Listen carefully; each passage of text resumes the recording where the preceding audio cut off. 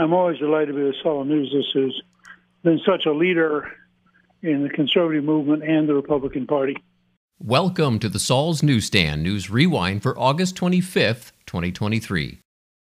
The Daily Caller reports, Google Trends shows big winner in last night's debate.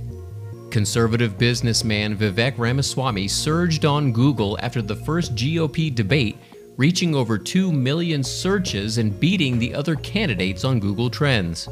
The businessman painted himself as the anti-establishment, young and energetic candidate on the debate stage. He called for a new generation in leadership and confidently declared his views on supporting Trump and not increasing Ukraine aid. He also called the climate change agenda a hoax, receiving boos from the audience. Former President Trump declared Ramaswamy to be the winner of the debate in a post on Truth Social. You can voice your opinion on the debate by taking the 60+ post-debate poll. Go to 60plus.org/GOP debate and rank the candidates according to your view of how they performed in the debate. That's 60plus.org/GOP debate. An article from the Federalist states, survey shows Bidenomics means Americans can't pay their bills. According to surveys conducted by the U.S. Census Bureau in January of 2021, the first month of Biden's presidency, an estimated 80.53 million Americans found it somewhat or very difficult to pay their household expenses. According to the most recent survey conducted in July of 2023, that number soared to 86.92 million, an increase of more than 6 million. That means in Biden's America, more than 1 in 3 households are struggling to pay their bills.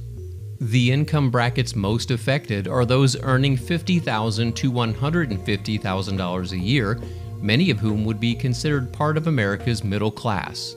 You think Bidenomics is working for parents and school kids? No, because I see it every day. Just the school supplies have gone up 24%. You want to look at the binders, you're up almost 50%. Everywhere you go, look at the headlines. Wall Street Journal, cars are now unaffordable. Mortgage rates are at a 20-year high. And this president is so tone deaf, he's out there claiming he's done something well. All he has done is harmed and weakened America. We make less money now. It costs us more than $700 every family based upon their policies. Think about it. You know this better than anybody else. You watched that all the incomes were rising from every different walk of life in America. They go in, the Democrats take the majority, they spend $6 trillion extra dollars, create inflation, they start giving things away, they break the supply chain, and then they've now broken our economy. Who is going to buy a new house at 7%? You haven't seen this in 20 years. That's why people now feel they're locked into the house they have. They have no other choice to go forward. You can't afford a car because the interest rates are higher. And now what we're finding, our own debt. We're having a hard time paying it because just the interest on the debt is now becoming so expensive based upon the runaway spending these Democrats have done. The survey data further suggests that Americans having trouble covering their costs are turning to credit cards, personal loans, and other forms of debt for relief. And finally, Just the News reports, 45% of Gen Z expect to get nothing from Social Security. 45% of adults between the ages of 18 and 26 agreed with the statement, "I will not get a dime of the Social Security benefits I have earned," in a survey from the Nationwide Retirement Institute. A further 39% of millennials agreed, while 25% of Gen X said the same, as did 10% of baby boomers. The program has come under intense scrutiny amid mounting concerns over the rising national debt. One of the big-ticket budget items, Americans are increasingly worried that Social Security will run short of funds in their lifetime. In total, 75% of respondents expressed concern about a funding shortfall, compared to 66% who did so in 2014.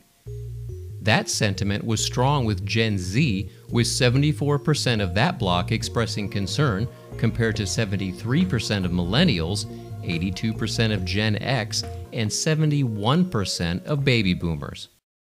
This week, we'll let former Speaker of the House Newt Gingrich have the last word. Yeah, but you have to say to yourself, this is beyond just being heartless. This guy is nuts. He's out of touch with reality. I mean, how can you stand in Lahaina, surrounded by death, and talk about your 67 Corvette? And that concludes your Saul's Newsstand News Rewind for August 25th, 2023. For more political news faster, visit saulsnews.com.